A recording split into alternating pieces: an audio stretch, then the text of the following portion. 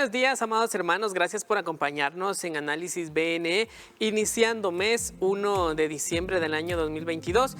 Un mes en donde conmemoramos, en donde celebramos, en donde recordamos el nacimiento de nuestro Señor Jesucristo y cómo viene a esta tierra para poder cumplir el propósito de salvar nuestra vida, de darnos vida eterna. Y hoy en Análisis BNE queremos iniciar hablando acerca de ¿por qué un Salvador? Para ello, Florecita, quien me acompañas esta mañana, muy buenos días, gracias por estar con nosotros. Buenos días, Eduardo, qué privilegio poder estar en este primer análisis del mes de diciembre con una invitada de lujo. Exactamente, a eso iba, y fíjate que está con nosotros Magda de Custodio. Ella es magíster en teología. Gracias por estar con nosotros, magíster, que el Señor le bendiga. Nuevamente la tenemos en casa hablando de la palabra del Señor y para nosotros es muy importante y agradecemos que esté acá. Buenos días, es una alegría, porque hablar de este tema, yo creo que es el tema más relevante de hace 2000 años que existe en la historia de la tierra, ¿verdad? Y así que qué lindo poder estar aquí con ustedes. Amén. Florecita, este mes queremos hablar exactamente del nacimiento de nuestro Señor Jesucristo, de cómo como hijos de Dios también tenemos que reflejar ese amor, y durante los meses o los días o los jueves de diciembre estaremos hablando acerca de ello. Más adelante estaremos viendo también videos de apoyo. Mientras tanto queremos iniciar esta conversación con la licenciada y quiero darte el tiempo a ti para que puedas iniciar, Florecita. Gracias. Magda, para todos es muy conocido este pasaje que está en el Evangelio de Lucas, capítulo 2, del 10 en adelante, cuando se aparecen los ángeles a los pastores, ¿verdad? Y les dice, en el versículo número 11, dice: pero el ángel les dijo, no temáis, porque aquí os doy buenas nuevas de gran gozo, que será para todo el pueblo, que os ha nacido hoy en la ciudad de David un Salvador, que es Cristo el Señor. Y ahí viene la pregunta de este tema del día de hoy, de este análisis. ¿De dónde nace o dónde se origina la idea de un Salvador? Buena pregunta. Hay un dicho que a mí me gusta cuando uno está en algún tema, y es que lo dijo Sócrates allá antes de Cristo en Grecia, y dijo a sus oyentes que la parte más importante de cualquier tarea o aprendizaje es el principio. Entonces, la historia nos dice, hemos de remontarnos a la historia para saber de dónde la idea de un Salvador, de dónde nace la idea de un Salvador. Vemos entonces que la historia nos ha dejado claro el nacimiento y ministerio público de Jesús, que surge un movimiento que iba a cambiar y cambiaría y ha cambiado el mundo. La pregunta es, ¿de dónde se origina la idea de un Salvador? Remontémonos a la creación, al principio de la creación. ¿Qué pasó en la creación? Después que Dios formó todo preciado y dijo que era bueno, y formó al hombre y a la mujer y le dio instrucciones y comenzaron a caminar, no sabemos cuánto tiempo porque tampoco nos lo explica la Biblia, pero nos dice que llegó el momento en que la relación de Dios y el hombre se rompió. Ahí podemos decir que nace la idea de un Salvador.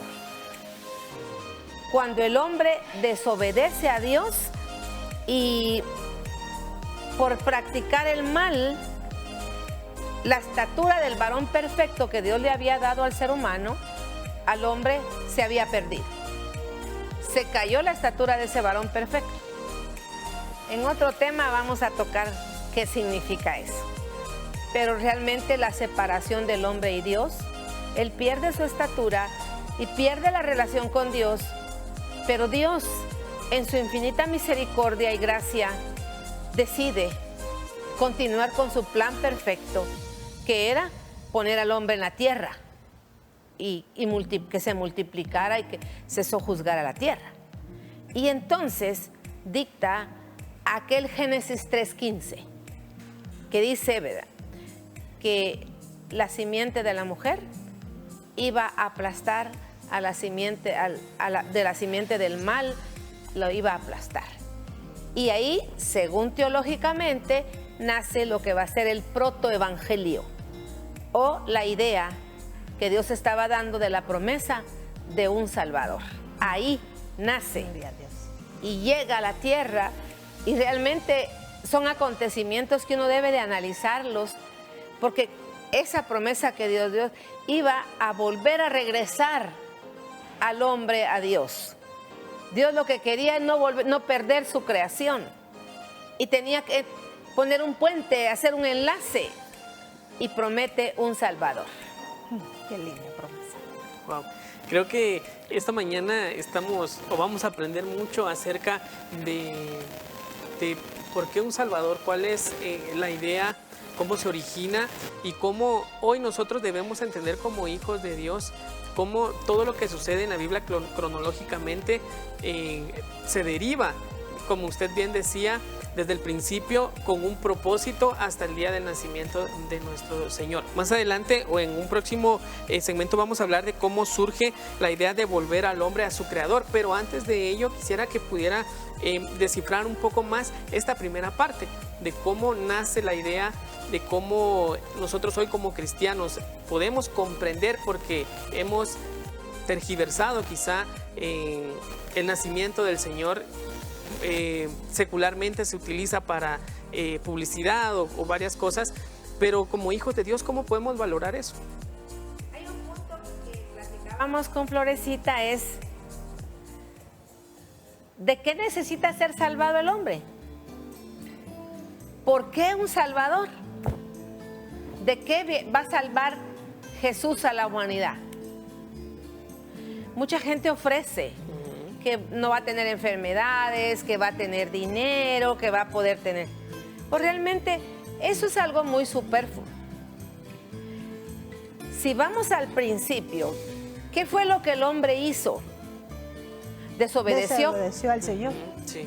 La desobediencia de abrazar el mal, porque eso fue lo que pasó, ¿verdad? Abrazó el mal, lo separó de Dios, transgredió la ley de Dios por su propia concupiscencia.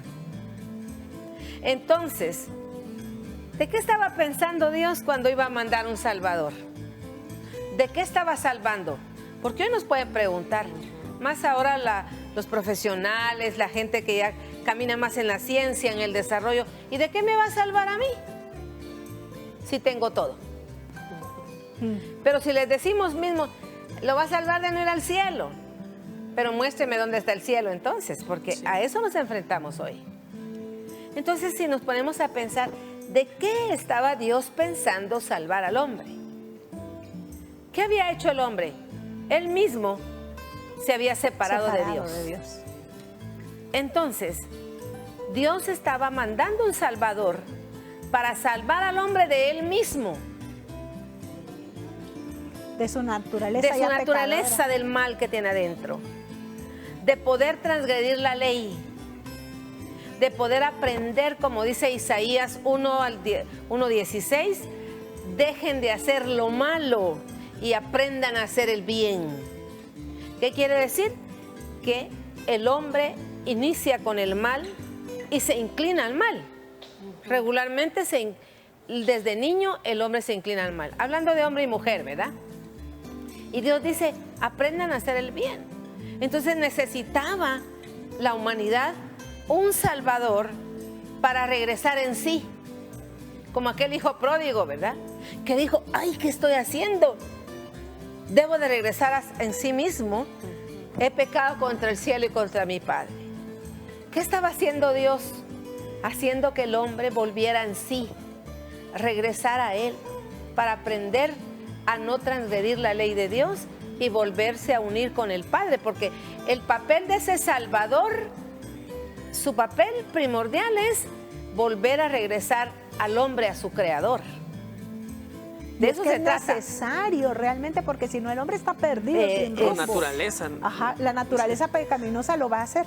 Sin embargo, licenciada Custodio, vemos que el hombre, a pesar de que el Señor había hecho ese plan maravilloso trazado ya en su corazón para poder salvarlo, vemos que la humanidad cada vez se ha ido alejando y alejando y alejando más, habiendo esa gran oportunidad de tener ese Salvador. Y hoy en día más que nunca. Es que el problema que se puede atender, la humanidad está desarrollada y se está desarrollando increíblemente, pero moralmente se está perdiendo. Y el dilema está en que tenemos un lapso de vida y podemos hacer de todo, pero una vez nos llamen, no nos llevamos nada, más que enfrentarnos a ese Dios que fue nuestro creador. A mí me gusta la anécdota de un hombre que fue muy recto, enseñó, ayudó toda su vida. Lo admiraban como pastor, como cubridor de la gente, y se enfermó y estaba grave en el hospital. Y su hija llegó al hospital y lo oyó llorar y no quiso entrar porque no avergonzarlo. Y la enfermera le pregunta, ¿por qué llora? ¿Le duele mucho la pierna? Y le dice, no. Lloro porque estoy a punto de enfrentarme a mi Creador y no sé si hice lo correcto. Yo creo que a ese estado debería de regresar el hombre. Cuando Dios comienza a preparar todo que era bueno, ¿qué hizo para el hombre? Un camino. Estaba preparando un camino para que el hombre fuera feliz, desarrollara todas sus capacidades, todos sus talentos, pudiera realmente el hombre sentirse satisfecho de la vida que tiene. Pero el hombre rompió el camino, decidió salirse y se fue del camino. ¿Y qué hizo Dios?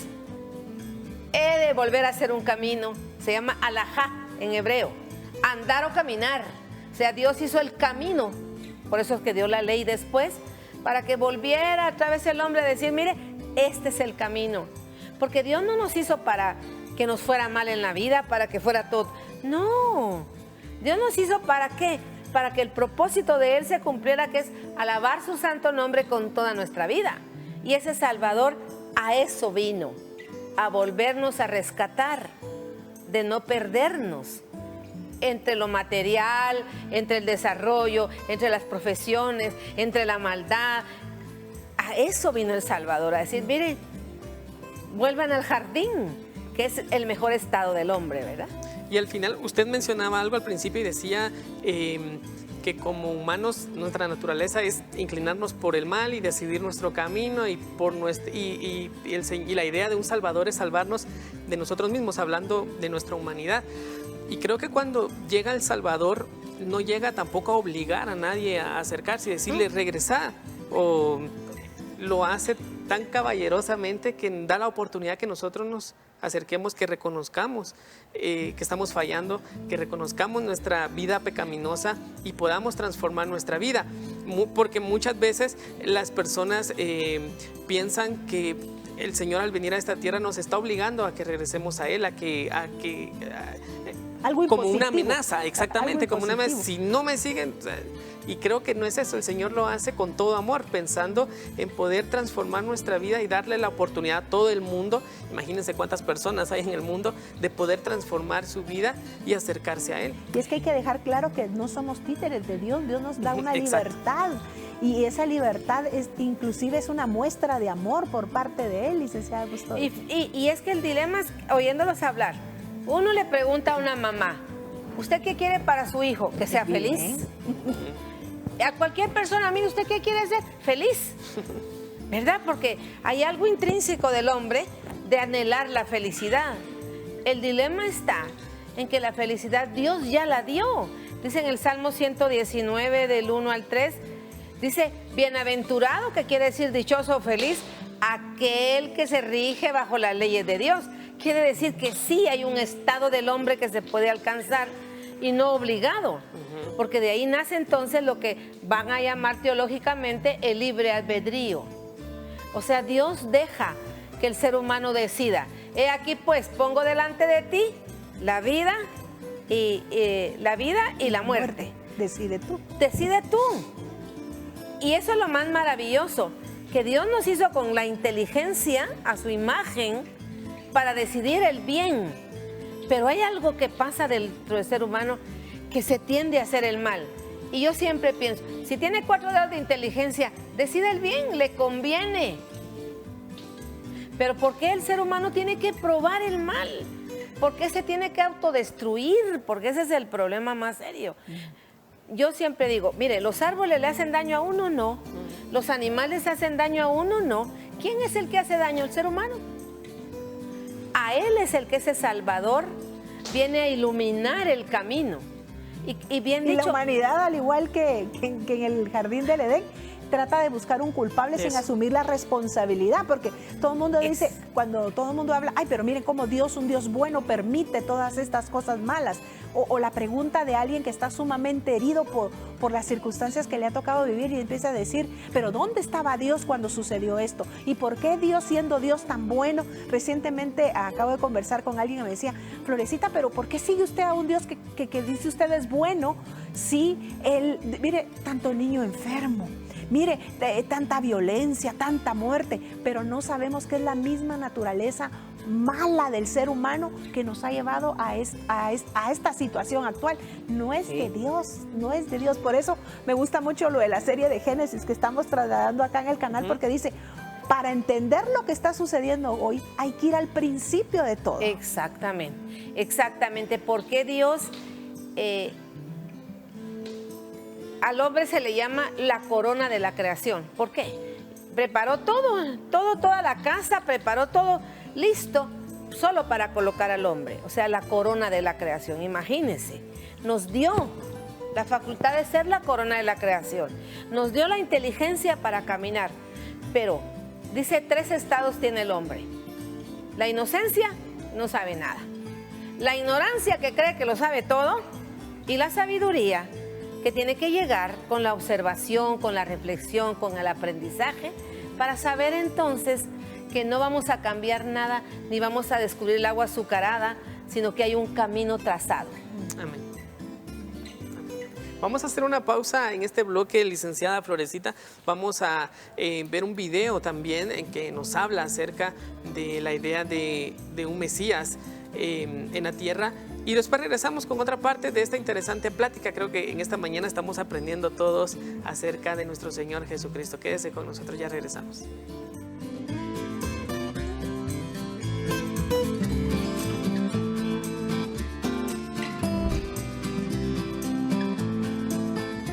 El Evangelio de Lucas. Lucas investigó a muchos de los primeros testigos oculares de la vida de Jesús y escribió este registro. La historia comienza en los montes de Jerusalén, el lugar donde los antiguos profetas de Israel dijeron que Dios mismo vendría para establecer su reino sobre toda la tierra. En la ciudad está el templo administrado por los sacerdotes. Uno de ellos, Zacarías, estaba trabajando en el templo cuando tuvo una visión que lo aterrorizó. Un ángel aparece y le dice que él y su esposa tendrían un hijo. ¿De qué se trata todo esto? Se nos dice que Zacarías y su esposa eran muy viejos. Nunca habían podido tener hijos. Lucas está haciendo un paralelo con Abraham y Sara, los grandes ancestros de Israel, porque ellos eran muy viejos y no podían tener hijos. Sin embargo, Dios les dio un hijo, Isaac, y así es como comenzó toda la historia de Israel. Lucas está implicando que Dios está por hacer algo igual de importante por su pueblo una vez más. El ángel le dice a Zacarías que debe nombrar a su hijo Juan. Y luego dice que el hijo va a cumplir una promesa de los antiguos profetas de Israel, de que alguien vendría un día a preparar a Israel para encontrarse con su Dios cuando él llegara a reinar en Jerusalén. En este momento, Jerusalén está gobernada por los romanos. Sí, está gobernada por un hombre llamado Herodes, un rey marioneta bajo el imperio romano. Lo que el pueblo judío más deseaba era ser libre y gobernarse a sí mismo en su propia tierra. Esta es una noticia impactante. Todo va a cambiar. Dios está en camino, pero ¿cómo llegará? Para descubrirlo, Lucas nos lleva fuera de Jerusalén, hacia un pequeño pueblo en los montes de una alejada región llamada Galilea. Ahí encontramos a una mujer llamada Mariam. Le llamaremos María. Ella estaba comprometida para casarse. Un ángel se le aparece a María, diciéndole que va a tener un hijo. Se supone que ella lo llame Jesús, lo cual en hebreo significa el Señor salva. Él será un rey como David y gobernará sobre el pueblo de Dios para siempre. María pregunta, ¿y cómo es esto posible? Soy virgen. Se le dice que el mismo Espíritu Santo que trajo vida y luz de las tinieblas en el primer capítulo de Génesis generará vida dentro de su vientre. Dios está a punto de unirse a la humanidad a través de la concepción y el nacimiento del Mesías. María pasará de ser una completa desconocida a ser la futura madre del rey. Exactamente. De hecho, ella canta una canción acerca de cómo su propio cambio de estatus social apunta hacia una mayor agitación venidera. A través de su hijo, Dios va a quitar gobernantes de sus tronos y exaltar al pobre y al humilde. Va a poner completamente de cabeza el orden del mundo. Cuando María estaba embarazada, ella y su prometido José tuvieron que descender a Belén. Había un decreto en todo el Imperio Romano acerca de unos nuevos impuestos. Todos tenían que ir a registrarse en la ciudad de su familia. Había tantos visitantes en Belén que ellos no pudieron encontrar una habitación para hospedarse. El único lugar que pudieron encontrar era un espacio donde los animales dormían. Ahí cerca estaban algunos pastores con sus rebaños. Un ángel se les aparece, lo que, claro, los asusta. Se les dice que celebren, porque esta noche ha nacido un Salvador en Belén. Se les dice que vayan y encuentren a este bebé. Sabrán que es el Mesías porque estará envuelto y recostado en un mugriento pesebre. Esto es bastante desagradable. Estos pastores, que tampoco son muy limpios que digamos, van y encuentran a Jesús recién nacido en este sucio lugar. Quedan completamente atónitos. Se van a casa preguntándose qué es lo que está a punto de suceder. Todo esto es muy extraño. Si Dios realmente está viniendo a salvar el mundo, esa no es la manera en que esperarías que llegara. Nacido de una chica adolescente, en un refugio para animales y celebrado por unos pastores desconocidos. Exacto. Todo está de cabeza en la historia de Lucas. Ese es el punto. Él está mostrando cómo es que el reino de Dios fue revelado primero en esos lugares sucios, entre los pobres, porque Jesús está aquí para traer salvación, volteando de cabeza el orden del mundo.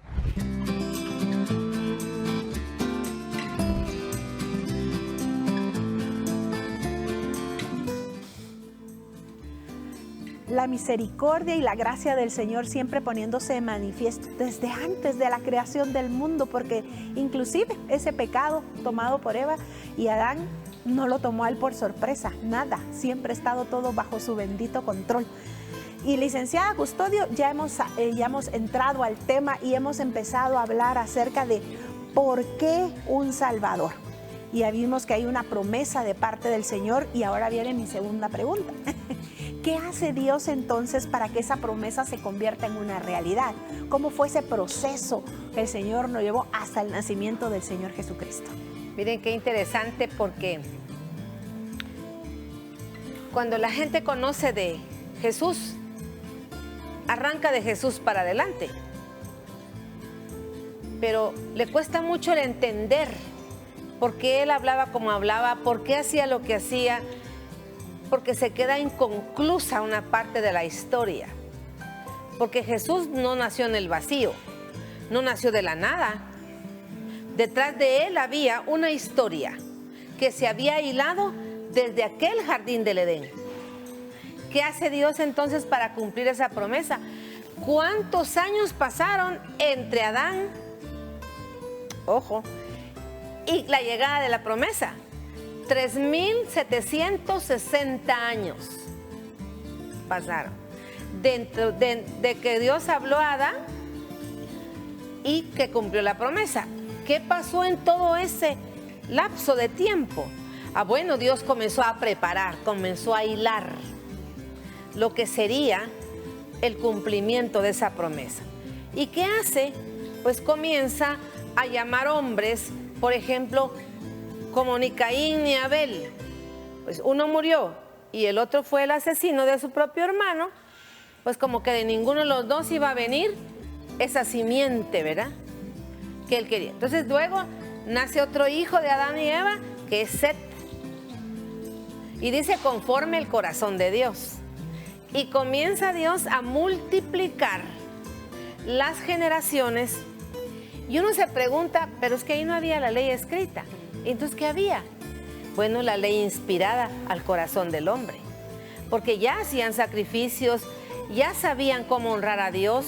O sea, Dios ya se comunicaba con ellos. Su espíritu se comunicaba con ellos. Y empezamos a ver ese hilo de multiplicaciones. La gente lee la Biblia y dice, ay, qué aburrido leer la Biblia, tanto nombre.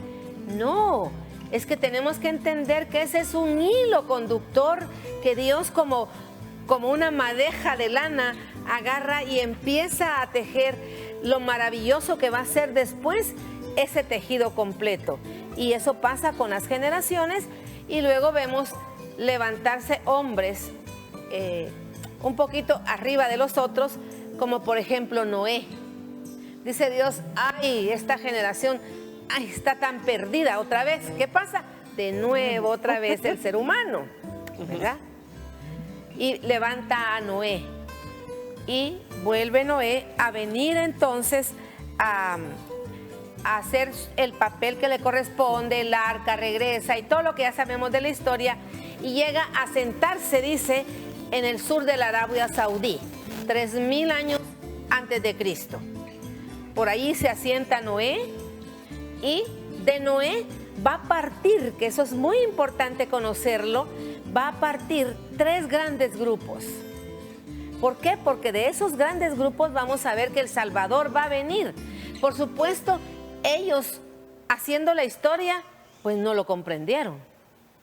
Ellos no tenían, porque Dios no les dio todo el paisaje, les daba pinceladas, ¿verdad? Nosotros, bendito Dios que nacimos después de Cristo, conocemos el paisaje, pero ellos no conocían el paisaje, más que obedecían. Si no obedecían, no hubiera pasado de llegar el Salvador. Y entonces sale el primer grupo, como son beduinos, emigrantes por la comida y el agua, por el desierto. Sale el primer gran grupo para Ur de los Caldeos, al sur de la Mesopotamia, y nace Abraham. Por allá, por el 2170, 176, aparece de los semitas, porque son semitas, aparece Abraham, ese hombre que va a ser muy importante en la historia. Va un segundo grupo y se va al norte de la Mesopotamia, a Aramea, donde nace Sara, la aramea.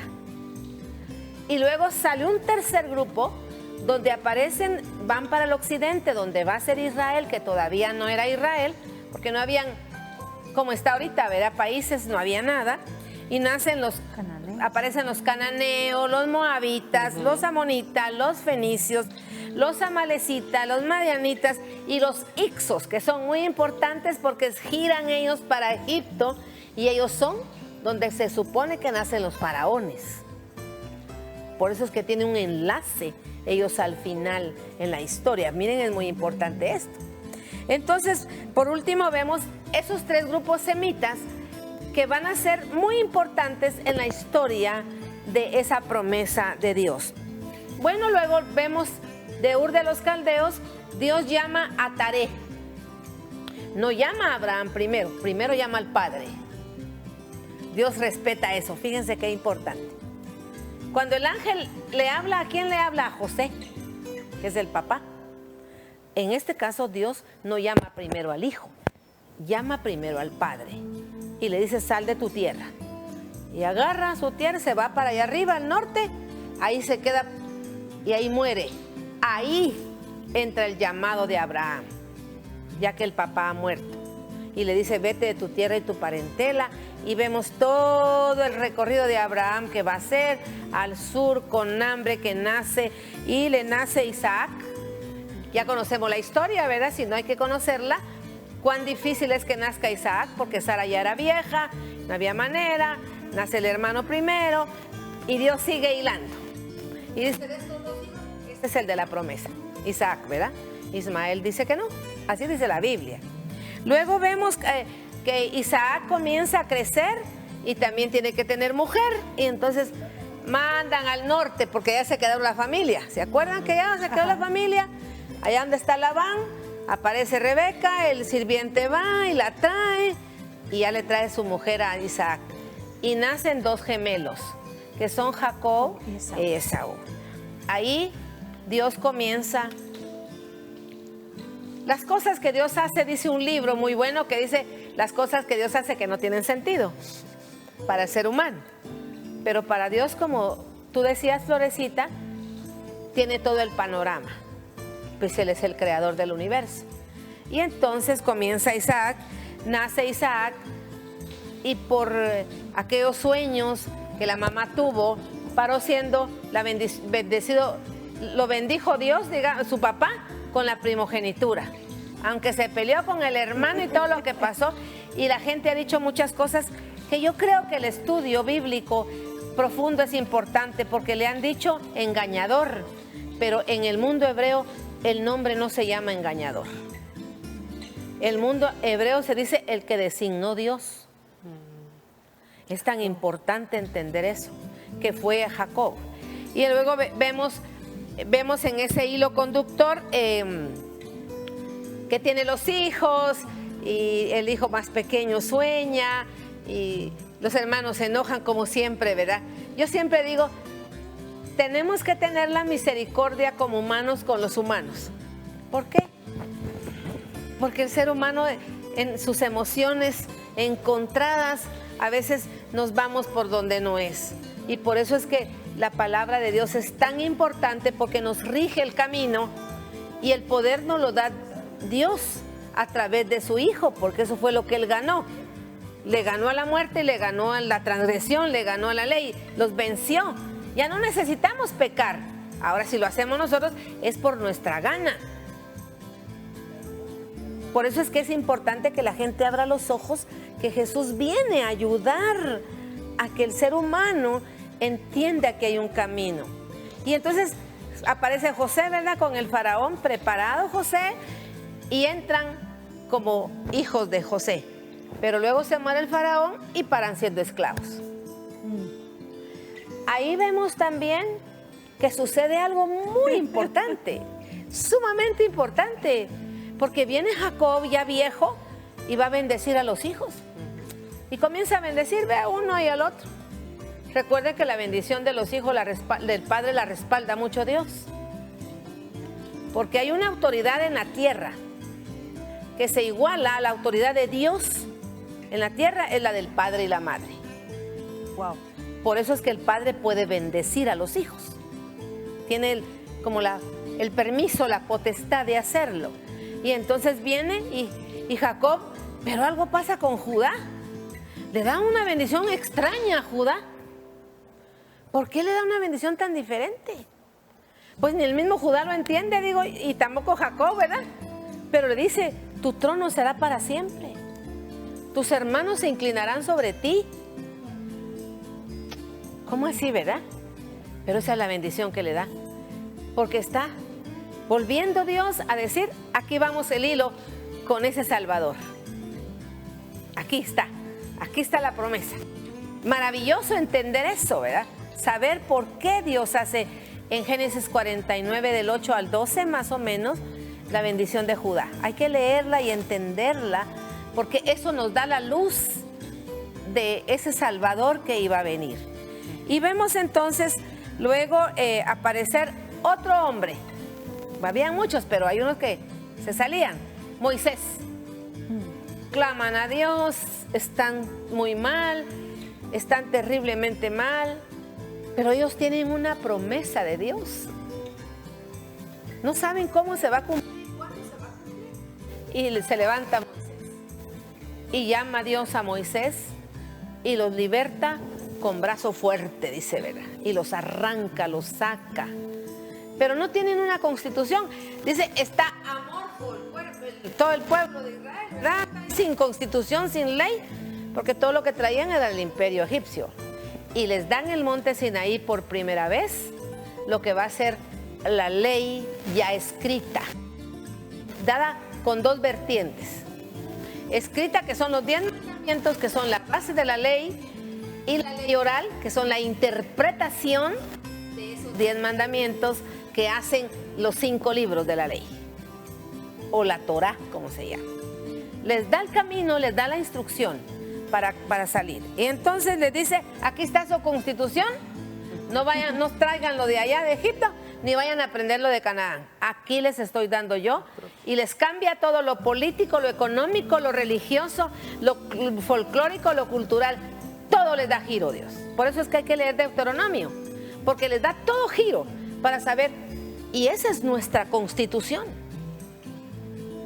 Hoy por hoy. Jesús la cumplió en él, porque si él iba a salir de esa constitución. Y entonces vemos que, así vemos cómo Dios va conformando. Fíjense, han pasado ya siglos, han pasado años. Y sigue hilando Dios. Sigue conformando un pueblo. Porque ahí es donde le dice, yo seré su padre y ustedes serán mis hijos. A Jacob le pone Israel, que es la base para el pueblo de Israel. Y ahí eran los israelitas, ¿verdad? Ya salieron como israelitas.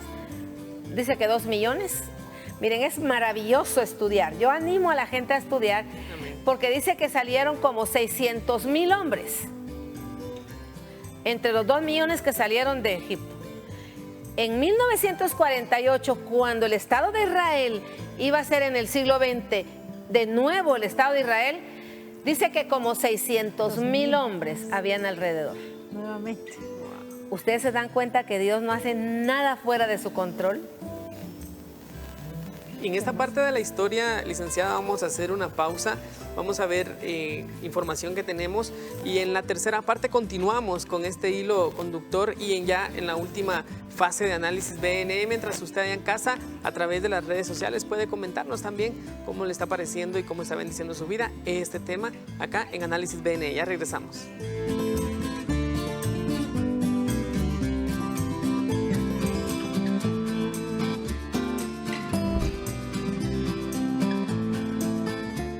Hay una historia un poco loca al principio de la Biblia. Tenemos a Adán y Eva y están en el jardín del Edén. En este jardín todo es grandioso, todo es exactamente como debería ser, excepto que hay un árbol del que Dios les dijo que no coman porque es peligroso y los matará. Entonces todo es eso. Eviten este árbol frutal y todo estará bien. Así es, parece muy sencillo, pero en este jardín hay una serpiente. Esta les empieza a contar una historia diferente. Les dice que si comes de este árbol no te matará. De hecho, hará que seas como Dios. Adán y Eva le creen a la serpiente y comen del fruto. Debido a esto, la bondad del jardín se pierde trágicamente. La maldad y la muerte entran al mundo bueno de Dios. ¿Por qué hay una serpiente que habla en el jardín? Esto es un problema. Sí, es muy extraño. Lo más extraño es el hecho de que la Biblia no dice por qué o cómo esa cosa llegó ahí. Solo presenta a la serpiente como una criatura que está en rebelión contra Dios y quiere que otras personas duden de la bondad de Dios y guiarlos en un camino hacia la muerte. Lo que sea esta serpiente es la fuente de la maldad que permea nuestro mundo y nuestras vidas, aún hasta hoy. Pero hay alguna esperanza, porque justo aquí en esta historia, Dios hace esta interesante promesa a Adán y Eva. Alguien vendrá en el futuro, un hijo de Eva. Este vendrá y aplastará la cabeza de la serpiente y destruirá la maldad desde su fuente. Sin embargo, durante esta batalla la serpiente lo morderá en el talón. Es como una destrucción mutua.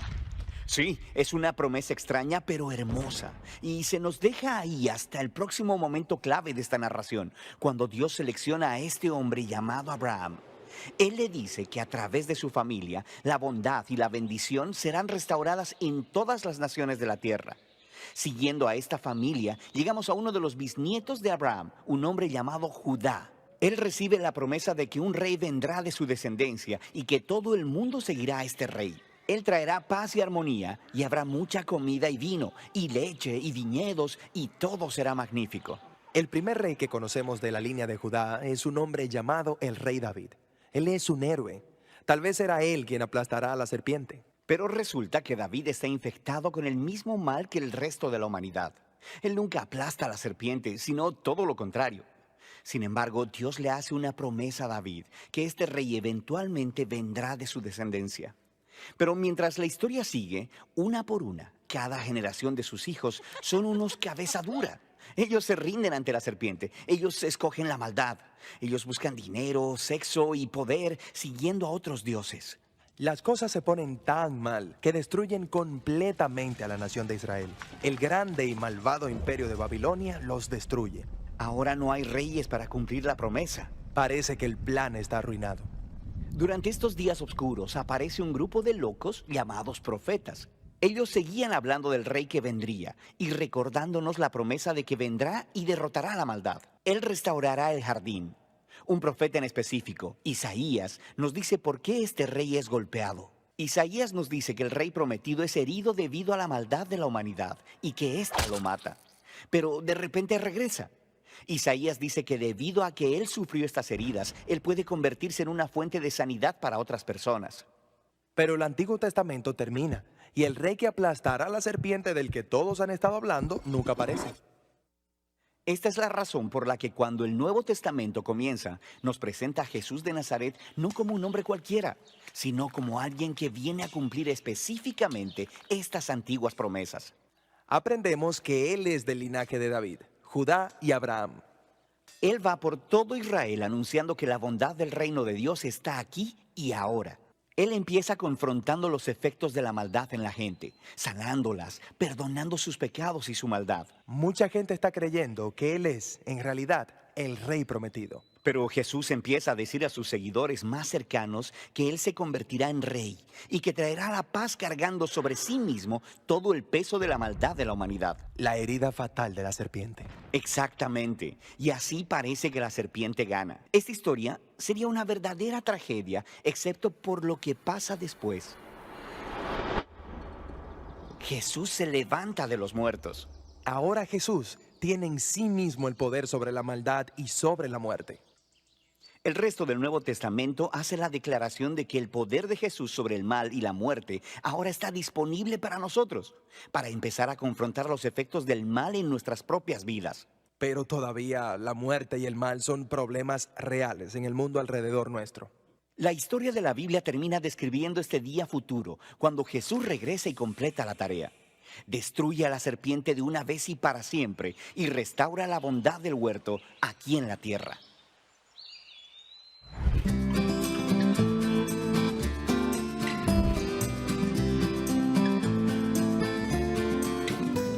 Usted no sabe cómo se ponen las cosas aquí fuera de cámaras. ¿Por qué?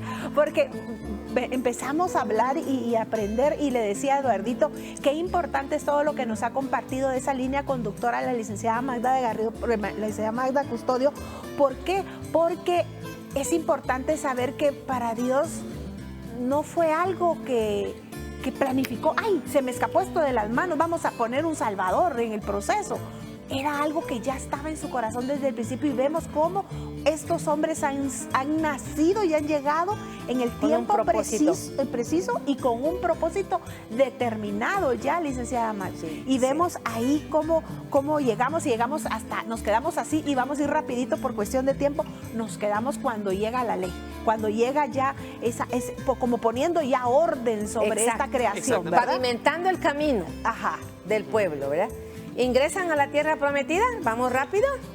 Josué toma el mando y dice: yo y mi casa serviremos a Dios. Y comienzan el camino, ya Israel como tierra, como estado. Entonces ya vemos Israel como pueblo e Israel como tierra. Ahí se llama Eres Israel. Esa es la única tierra que se le llama así, de Israel. Entonces vemos que ingresan y luego pasa el tiempo y quieren un rey. Queremos un rey, le dicen a Samuel. Pues Samuel le dice a Dios: me están desechando. No, le dice Dios, me están desechando a mí. Pero quieren un rey, les va a pasar esto.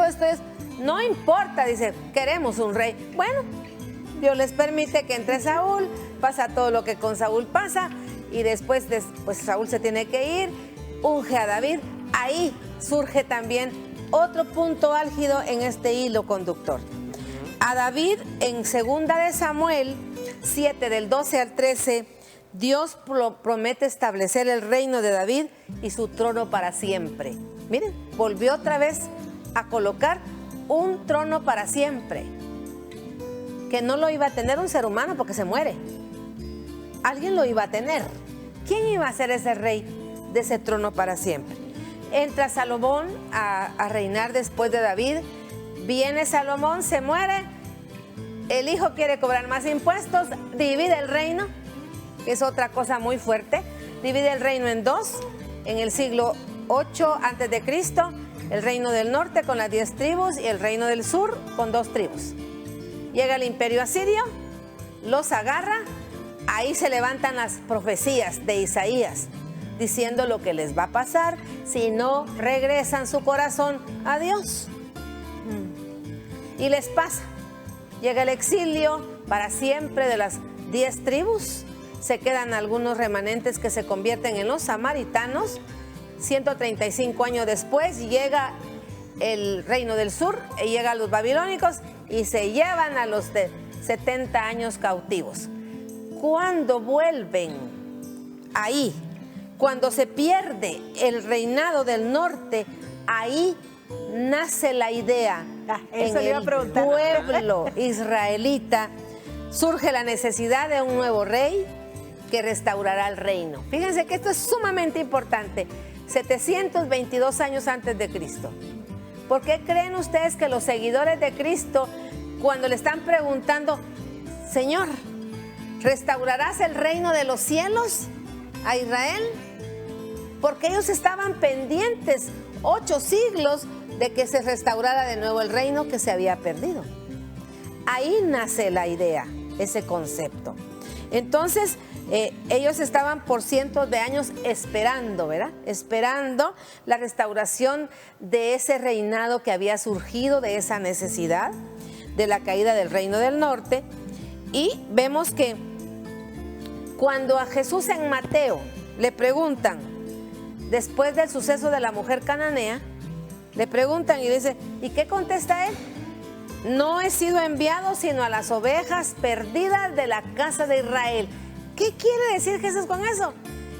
8 siglos antes, el reino de Israel se había esparcido por el mundo, por el Asia Menor. Y dice Jesús, yo vine por ellos, por el reino de la casa de Israel. Fíjense qué interesante es cazar los acontecimientos, y así vemos que el imperio entonces, el imperio asirio y el imperio babilónico van a hacer un papel sumamente importante en este surgir de la idea del Mesías Salvador. ¿Dónde nace entonces la idea de un Mesías Salvador? Ahora sí, aterricemos. De la era mesiánica, fue judía, y eran originalmente las ideas judías. Y se origina en el siglo II antes de Cristo en el movimiento de los fariseos, que eran maestros de la ley. Ellos comienzan a hablar de la venida de un Mesías, que pronto llegaría la era mesiánica. Esta idea fue tomada después entonces por la extensión de la mentalidad cristiana, cuando ya el cristianismo llegó, y también en Antioquía, y vemos entonces que la religión judía hasta la fecha tiene la idea de la venida de un Mesías. La llegada tan esperada por siglos, por tanta opresión, por tanta necesidad de imperio sobre imperio sobre imperio de ellos, encima de ellos, le surgía un Salvador. Las características que ellos tenían de un Salvador muy diferente a la que Jesús vino a hacer. Ellos esperaban un guerrero con muchos tanques, diríamos en este tiempo, con muchas armas, con aviones, con caza 16. Y a librarlos de un de una opresión. De la opresión del Imperio Romano. Ajá. Iba mucho más allá esa promesa, licenciada. Sí, ellos estaban esperando que aquella promesa que Dios dio, ellos no la vieron. Porque Dios estaba dando una promesa de un Salvador para regresarlos espiritualmente a Él. Y ellos estaban pensando en una idea de un Salvador físico, ¿verdad? Porque ya tenían la ley, y como Dios les había dado la ley para ser salvos por medio de la ley, ellos estaban esperando a alguien físico. Entonces vemos que es muy importante ver esto, porque nosotros solo conocemos un Salvador y un Mesías, pero el mundo hebreo, por ese mundo judío que estaban esperando esa libertad, entre el año 6 antes de Cristo y el año 66 después de Cristo, fueron proclamados 24 Mesías. Y el último fue Akiva, no, ese era el rabino, Bar Kokhba, que se levantó contra el Imperio Romano, y como era guerrero pensaron, este es el Mesías, pero se les murió también. O sea, todos se les morían porque era gente humana, ¿verdad? Entonces vemos la venida de un personaje, el Salvador, a la espera de esa era de felicidad universal. Por eso estaba preparado todo el andamiaje, estaba preparado todo el fundamento, para que cuando se apareciera la promesa de Génesis 3:15, todo ese pueblo estaba preparado, cantando que llegue el Mesías, luchando porque el Mesías llegara. Entonces, cuando el Mesías llega, ellos, unos no lo reconocen como nación porque esperaban que lo salvara de la presión, y sus seguidores llegan a tener aquello de, este tiene que ser. Cuando le pregunta a Pedro, ¿y tú qué crees que son? ¿Qué dijeron ustedes? El Mesías, Señor, tú eres el Mesías. Tú eres ese Mesías que hemos esperado con tanto tiempo. Entonces, vemos que el cumplimiento de la promesa de Dios dada en Génesis y en todas las profecías que se fueron dando después de Isaías, ya para el siglo I de nuestra era, el pueblo judío tenía toda una conformación de pueblo en lo político, en lo económico, ya estaban establecidos sus leyes en todos los aspectos y estaba preparado para la llegada del gran acontecimiento. Es que el mundo gentil tal vez no tenemos la dimensión porque no hemos estado oprimidos. ¿Cómo le decimos a alguien que esté en abundancia económica y que tenga todo, que necesita un salvador? Tampoco está en opresión. Sí está en opresión interna. Ahí es donde hay que llegar. Ahí. Porque Él vino a eso, ¿verdad? A transformar el interior, que es lo que regresa a Dios. Lo físico se va a quedar en la tierra, no hay para dónde. Pero el ser del hombre es ese ser que tiene que tener como ADN a ese Jesucristo. Y a eso es que apuntaba la llegada del Salvador. Dios cumplió las promesas dadas en las profecías, cumplió su promesa del Génesis 3:15 al recorrer todo el hilo conductor.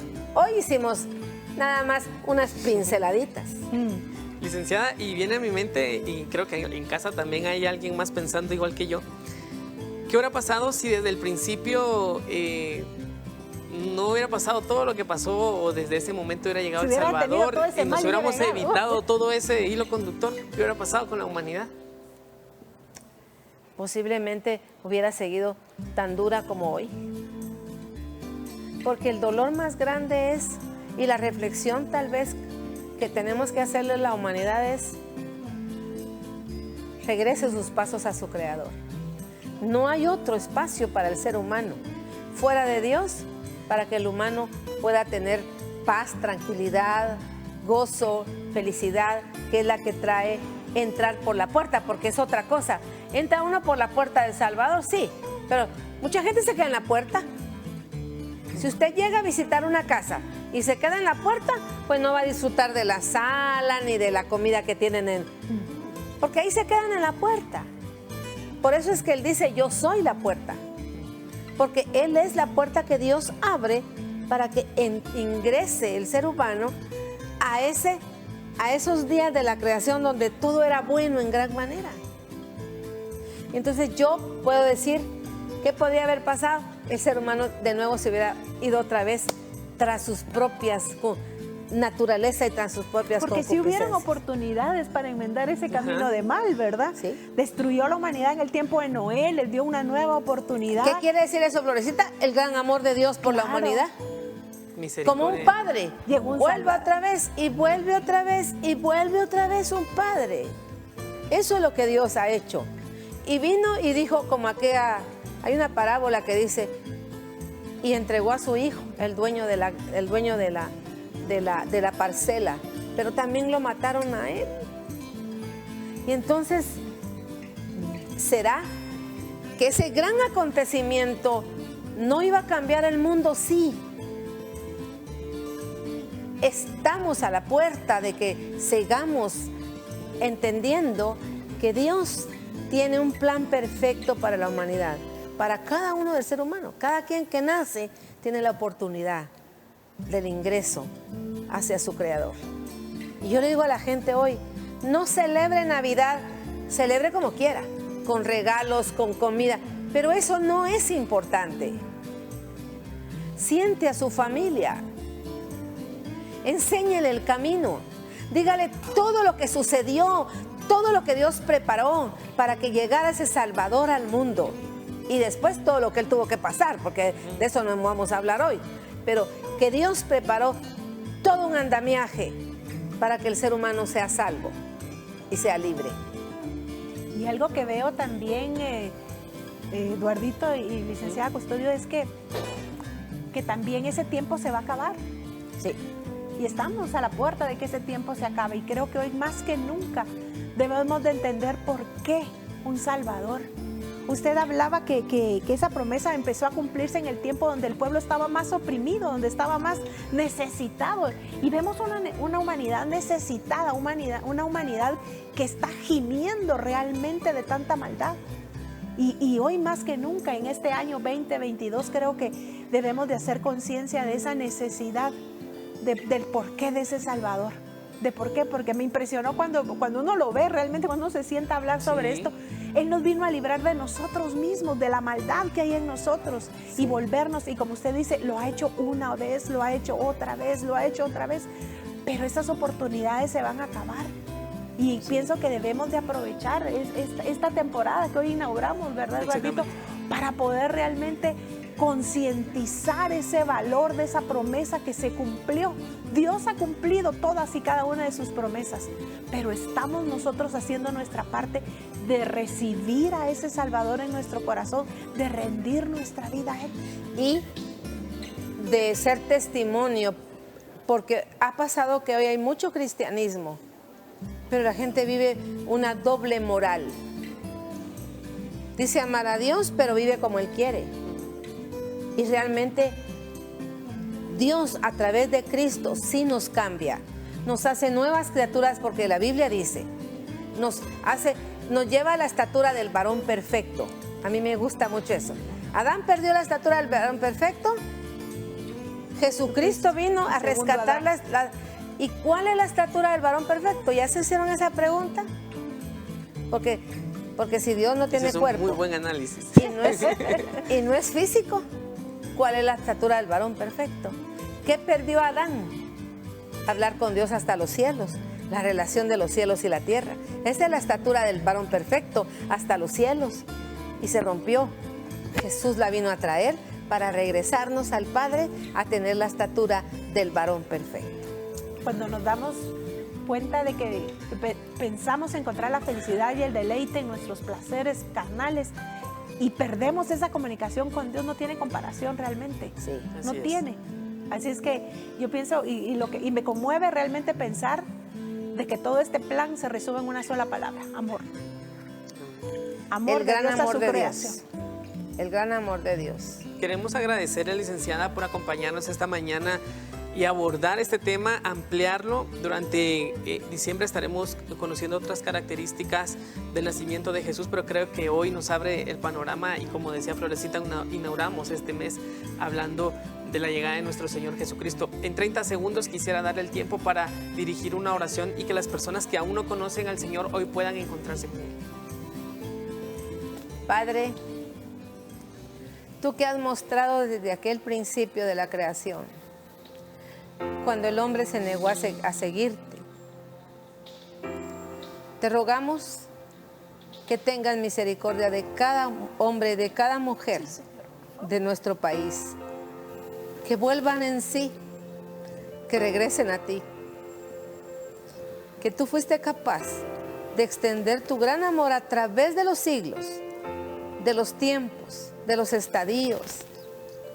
Y llegó el momento en el siglo I de nuestra era, que llegó la luz, irrumpió la luz a la tierra.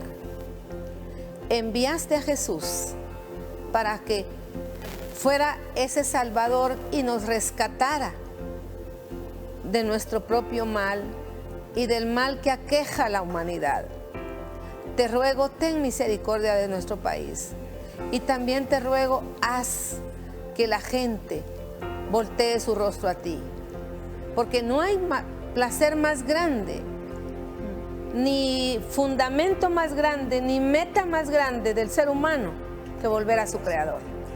De ahí no va a encontrar en ninguna parte la felicidad completa, más que el estado de estar en ti a través de ese Salvador, que le hiciste un proceso tan duro y tan difícil, pero que estuvo dispuesto a dar su vida y a separarse de ti en el momento de la muerte, con tal de salvarnos y salvar la humanidad.